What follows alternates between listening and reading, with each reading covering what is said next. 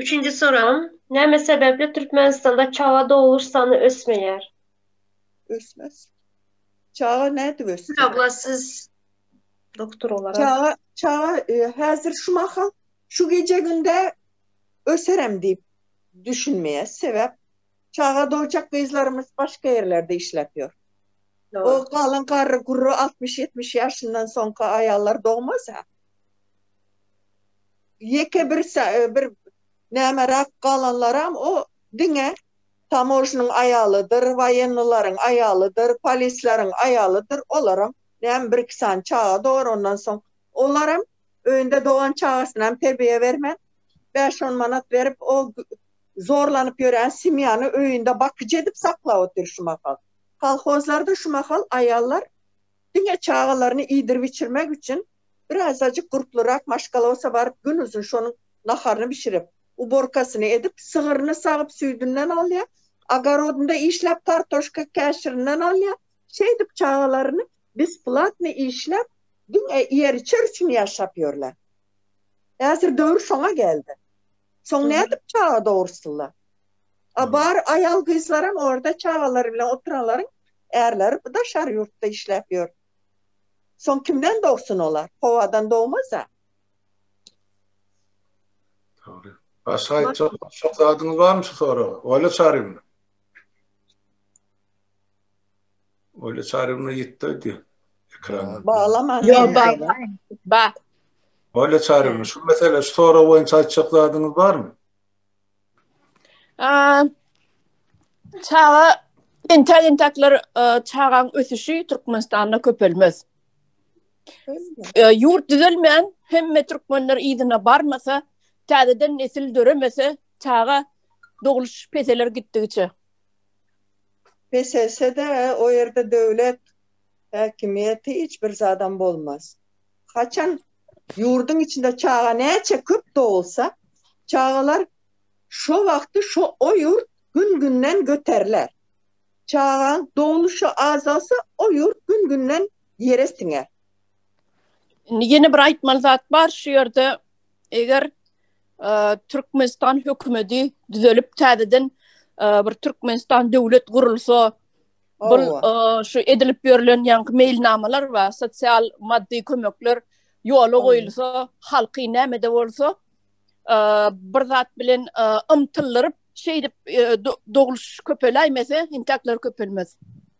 Şu yollar bir açılsa da hazır şu yerde neçe ağlap yürüyen ayallarımız var, erkeklerimiz var. Tizrak yol açılsın bir baralış yurdumuza deyip.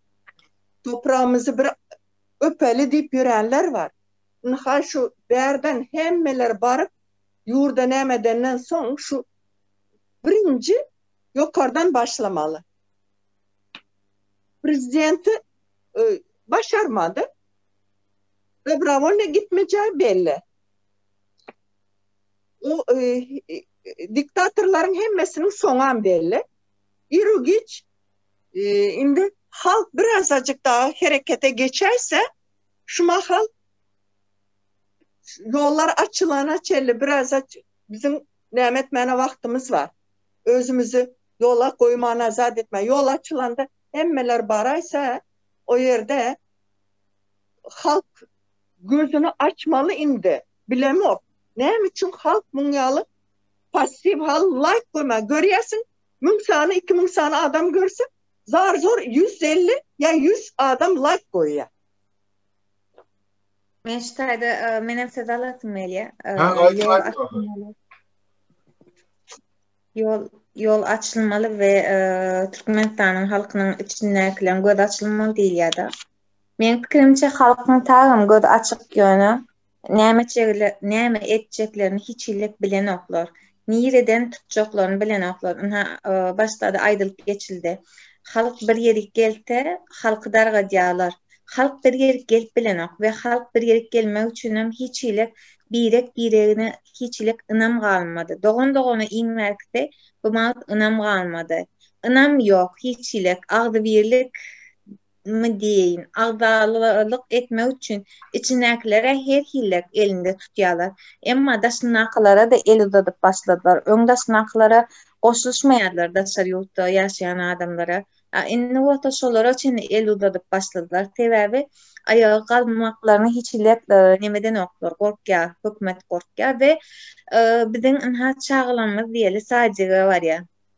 Sajykda hiçilek bir eğitim dat ýok. Sajykda eğitim bolup bilermi diýseniz, hawa sajykda başlamaýam eğitimler. Naprimjer diýeli, Türkmenistanyň içindäki sajyklar goşgudan başlaýarlar, eğitimleri başlanýar. Emma o eğitimler nähilek derecede başlanýar. Çağalara men ne diýsem bilmedim nänim. Arkadagy şöhret, ýene bir dada şöhret, goşgular, nädip şoňa ýalbarmaly, şondan nädip gorkmaly, şu zatlar öwredip başlaýarlar. Emma men bu taýda ýaşaýan ýerimde, Finlandiyada ýaşaýan ýerimde, çağalar men ýerden nemeden daşary çykýan tokoýda da ýöreýişe gidýän boldy. Şu taýda men çağalan eline lupa ýa-da bir ellerini haritacağız, kart şu tokoy vardı, onun hikayeler şu yeri vardı, ot vardı, ağaç vardı, şonyalıklarda öwredip toprağı söýmen öwredýärler. Emma bizde onyalıklar ýok, söýgüni diňe gorka, şu gorku bilen ulalýarlar. Bizde çağalarymyzyň hiç ilek haky ýok. Biziň çağalarymyzyň içinde hemme zatlaryň gorky, gorku tanıp ve şu gorkuny ulatmaly bizde edilýän iş. Mogollimlan olsun, ýene bir zatlar olsun ve bu gidýär ýokarıga çyk gidýär. Birinci klasdan başlanýar. Birinci öwretmelik nemelerim, sözlerim şu goşgu ýene nädip ýalbarmaly, nädip ýalbar gün görmeli. Şonyalyk zatlar öwredilýär. O hiç ilek eğitim ýok. Hiç ilek. Gaýnaşakdan. Onu şu ýerde jemlesek, ýa-ni şu üçüncü soragy men bir goşmakçy bolýan zadymma, watandaşlyk. Ýadyňyzda bolsa şol SSR kılından sonra Türkmenistanyň territoriýasyna 1991-nji ýylda değişiklikde 3.870.000 adam ýaşaýardy. Raýat, grajdany. Onuň köpüsi aýdaly içinde hemme Türkmenler, onun içinde Ruslar var, Ukraynalar var, Kazaklar var, Tatarlar var. Demek bu milletler sonra waka göçüp gittiler de Türkmenistanyň territoriýasyna. Men şona içip bolýan. Niýaz şol ýyllar ine Türkmen halky, Ösiýa Türkmen halky köpelýär diýip ol şol bileme gaýsy duýuşunyň netijesi, gören duýuşunyň netijesini garal biziň halkymyzy 7 milyondan geçirdi. Öýde diýrik ki, ýalňyşmasam 5-nji ýylyň 6-njy ýylyň başynda, 6-njy ýylyň başynda Türkmenistanyň 7.230.000 ilat ýaşaýar diýip oglan etdi. 7.230.000. Sonra şu ýalany çykjak da 10-njy ýylda Berdimuhammedow ýadyňyzda bolsa ýanky ilat ýazywyny geçirdiler bula Türkmenistan. Netijesini häzirki günnäçeli halk gaýdan akly. Näme üçin? Ya Türkmenistan'da ol halk yok. Şuun 4 milyonum yok. Umum alanda yurdu daşın nakısı bile. Yok. Näçe Yurdun içinde kalan aydel şunlar 1,5 milyonun kendilerle maňa gelen maglumata göre. Ondan sonra 1,5 milyon adamdan şulan ıglan edýän her ýyl 110.000 120.000 çağa doğdu diýen hakykata gawat geler mi? Kim dogurmaly o çağalar? 110.000 çağa nereden alacak Türkmenistan'ı? İzinde kalan karı kurtulabilen o yankı çülpe çağalar bile. Yalın. Ehlisi yalın. Bizim millet kırgına verilen genosit gidip dur Türkmen halkının üstünde. Ya Türkmenistan'ın üstünde. Yine ikisani diktaturanın bizim halkımızın başına salan tragediyası şundan var. Bizi daşımızdan gel kırın düşman yok. Bizim düşmanımız öz içimizden dören, öz Türkmenimiz. Öz içimizden dören. Şoların bir Türkmen eneleri doğranır şol. Haram süydemenler. Ene şeydi kırgına verildik biz. Millet hükmünde. Kıydılar, gelirler. Doğru düşünün. Hem aladılığınız doğru. Aydiyan dağıttığınızdan doğru. Anırsına çekip çıdaryalı yağdayım yok. Şon için sizin dilinize vurulmayan bir toparda aytmağı da. Şon yönü bolyan zatlar esası zat şu Türkmen halkı kırgına verilen. Şol halk gerek gel şol teritoriyanın üstünde. Şol toprağın üstünde. Şol toprağın yer üstündeki, yer astındaki bağlılığını almak için, daşarı yurtlara satmak için Türkmenistan'ın ilatı şu yerde gerek değil. Yine Nokat tutaydı. O şu şağalarının doğulmayanın esası sebebi şol. O daşın nakılar ne edip doğursun?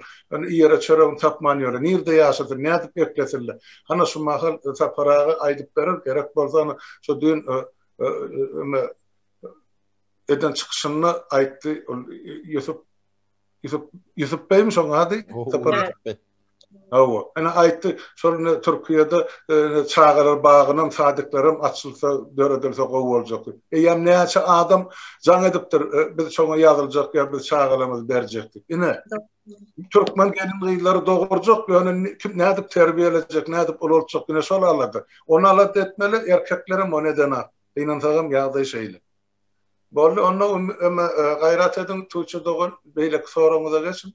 Ýa para bir zat aýtjakmydy? Meme yanka bir neme goşjokda yankı 94-nji 95-nji ýyllardan başlap bir guşok erkek içinde ayal adamlara madron triýege ýatdylar. Geraýyna. Ödüm geraýyn çilimden ardan satyldy, ýörüýt edildi. Arakdan amardı. Arakdan amardan. Şol yankı altın asırın nesille, şol nesille gıydılımız durumşa çıkaryalık oğlun tapmadılar. Altın asırın nemesi şol yankı miyvesi. Çapak salıp o beyik terdarım deyip eden nemeleri şol. O dövrdäki bar erkeklerine Tesiniz neme geliyor? Mikrofonu biraz goloyrak nemetmesen tesiniz geliyor nok. Ben diyen şu dövrün erkeklere bara çağa doğurma gücü yok doların. O gereğinden doyandan son ne çağa döreden çağalara hemmesi urotstvo oldu. Şu dövrlerde. Men ýadymda üstüne goşaýyn şuna 95-nji mi 96-njy ýyllar Azatlyk radiosyna hat geldi Türkmenistandan. Bir topar gelin gyýy gol çekip ugladypdyr. Biz bütün o obada erkekli galyk biz kime durmuşa çykjagymyzy bilemdik. Bütün gidip ýatan bir kören o obada erkek galmanyr durmuşa çykmagy bilen gyýylamaly. 95-njy ýyl ýa 96-njy ýyl bolan waka şu. Hakykatdan hem şeýle. Bu bir tragediya. Onu geçerin beýlek soru. Bu bolya hakikat katı acı halmırat. Onun üstüne geçivermesek kutlar. Devam eder durar bu gurrunları onu başlangıcı sorular bar bolsa Aysın Türkçe doğanlı bizim eşkali. 4. soram. Türkmenistan'da zinanların yaş başına ölmegine nemeler sebep bolýar? Hana güllogan aydıp berer, öyle çarına bilen ikisi mene medisini işgari. Başlayalım. Öyle çarına başlay. Ya men başlayayım. Siz başlayın.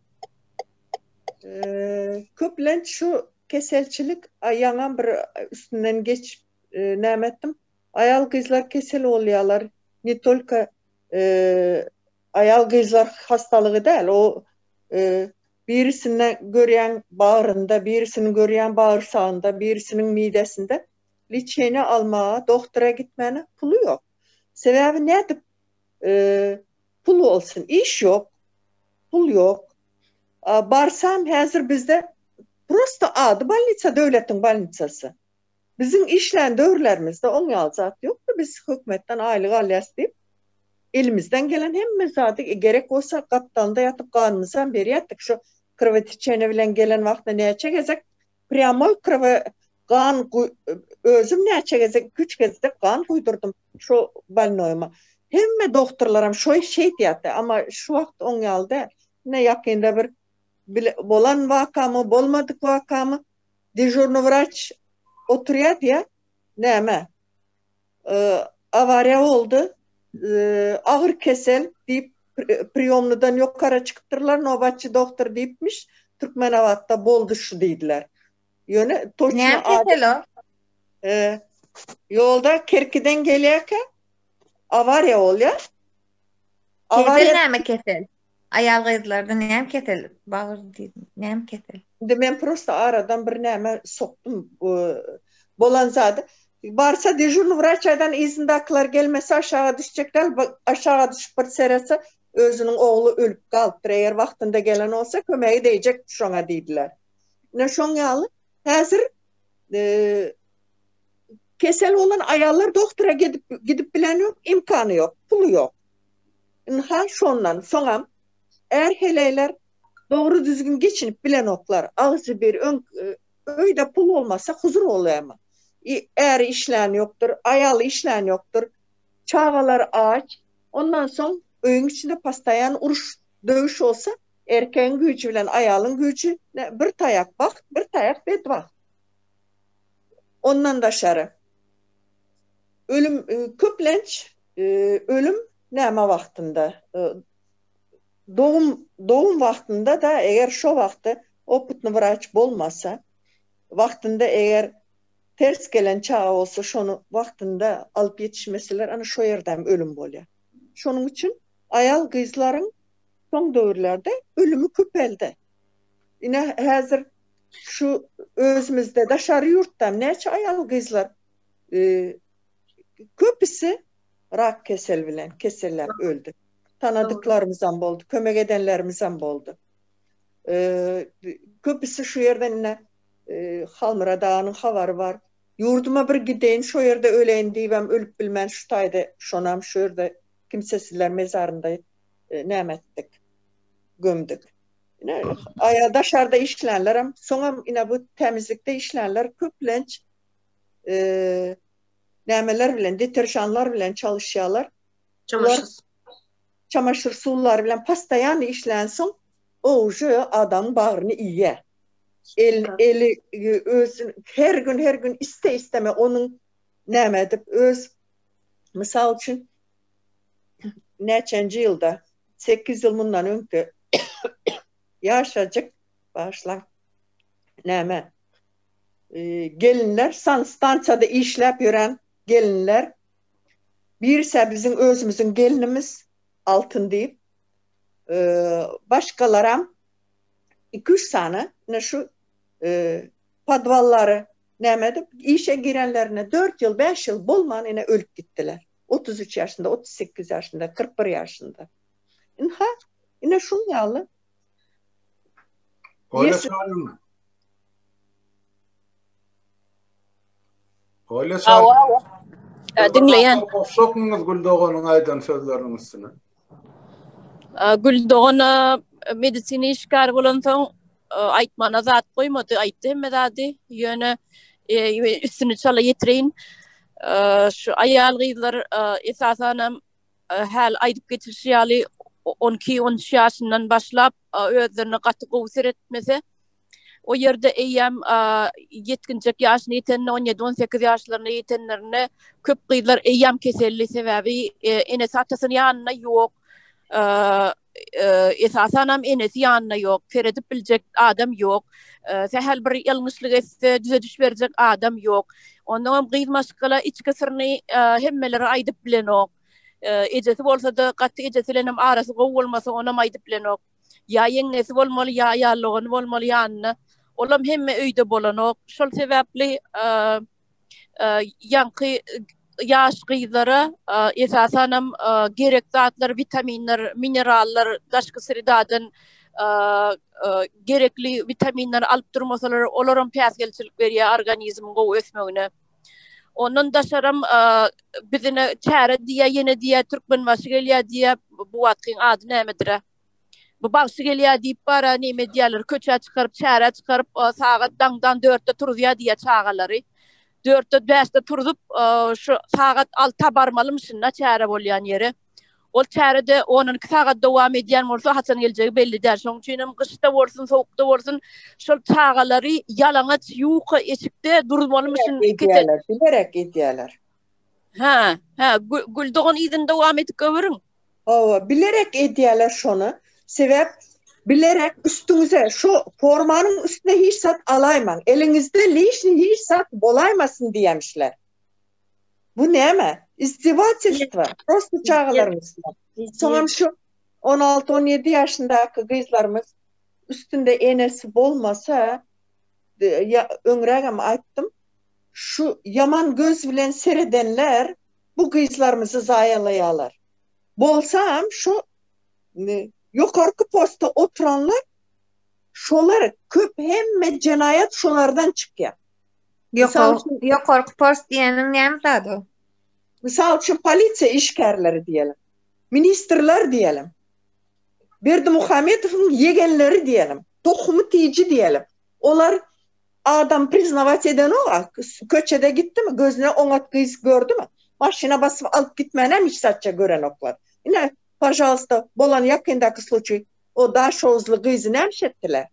Alıp gidip eşidensinize. Alıp Yok, gidip, men eşitmedim. Men eşitmedim. Alıp gidip zorlattır kıyızı. Kıyızam Köpetdağ politsiyasına gidipdir жаловаться etmene. Zorlamam getirip taşlap giden üniversitenin 1. kursunu butaran daha şozlu kıyız. O polisiya işgärem tutyada ona diyala açya. Diyala açandan sonra ertesi gün o polisiya işgärem täze baran, hiç sattan haber yok. Onun yegenliginden bilen ok. Urup travmatologiya layık ediyorlar. Travmatologiyada hem 2 günden sonra ölüyor o. 2 günden sonra o kıyızam öldü diyorlar. Öldürdüler mi ya ölmeye mecbur ettiler mi? Bilip bolan o. Bulam 25. maydak bolan случай. Urulup öldürülen ölen oğlan mı kıyız mı? İkisi mi öldürdüler? Polisiyan işgal oğlum. Evet. Ne soyalı suçyalar var. Kızlarımıza bu mesele boyunca Gowhar Jigim sen açıkladın var mı? Ben bu da hiç ile koşara dadım yok yani. Var ya. Onu ben aytıp bereyim. Yema vatandaşlar şol 90-njy ýylla parlamenta gelemde Gatken arda geldi de Daşowda oblastyna, Şodowra oblast diýilýär. Vilayet bilen hala maksat bol Türkmene degişli sözümden. Ondan sonra oblastyň ýaşaýjylarynyň Gatken arda gelerdi. Ýa-ni çağı ölümü barada, yaş gelinlerin ölümü barada, çağı üstünden ýok bolýan gelinlerin ölümü var. Ondan men şu mesele bilen ýörekde gyzyklanmaly boldum. Sebäp gelýän ardakan ol Daşowdan taýlanyň deputatlary, o zatlara ünsemmerine sebäp bolur. Elin alrya ýatyrya garşy saklanan ýok. Ondan şol adamly görýär taýdaky millet kim telewizorda çykyş edýän bolsa şoňa gelip bardy. Daşowda ilkinji nowatda şol ekologiýa şerti bar. Yani kışabattan akyan suyu ağda alırıyal, içeriyal suda duruşunu duz, pestisit, näme oldu, paktan yuvuş suyu beylek, emmesi yaplardan akyan suyu. Yine ol birinciden daha eliyaniken çağalıktan şu zenarların içki organlarını sonundan, böbreklerini diyan sonundan eliyaniken. Olun bağrına geliyen diyan şu çigit yağını, yani pakta yağından, pakta çigidinin yağından eken. Sebäp onu son barlak görürlerini şonda şol pakta meydanlaryny şu aýraplaryny sepelýän şol ýaprak düşürýän zäherler bar şolum çygydyň üstü bilen sykylyp alynanna şo ýağ şo içine girýän eken çüýşa hapa hopasy bilen eger degişli derejede arasalanmadyk filtrden geçmedik bolsa ol şo 90-njy ýylyň görürüm 80-njy ýylyň ahyry ene soňra yöreýte şo kol bolan suratyny alyp öwretdiler Daşowda elsiz aýaksız kellesiz çağırarynda ýany. Doğru. Yani şolak netijesinde. Bana gelen faktlar var. Men size dine faktı görürüm berýär.